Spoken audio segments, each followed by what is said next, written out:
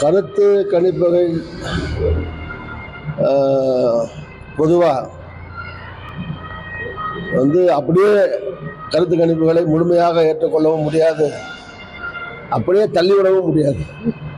சில நேரங்களில் சில டிவிக்கள் அமைப்புகள் செய்கிற கருத்து கணிப்புகள் துல்லியமாகவும் இருப்பது உண்டு.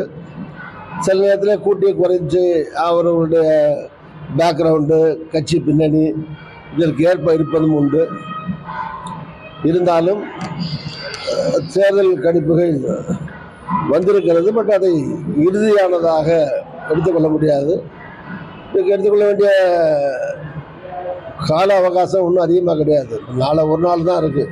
இன்றைக்கி 2, நாளைக்கு 3, 4ஆம் தேதி ரிசல்ட், ஆக்சுவல் ரிசல்ட் வந்துட போகுது. அதுக்குள்ளே அதை ரிஜெக்ட் பண்ண வேண்டியதும் இல்லை, அப்படியே ஏற்க வேண்டியதும் இல்லை. கருத்து கணிப்புங்கிற கடமையை அவங்க செய்திருக்காங்க. பொறுத்து பார்ப்போம். ஒரு நாள் தானே, 4ஆம் தேதி ஆக்சுவல் நிலைமை தெரிய போகுது.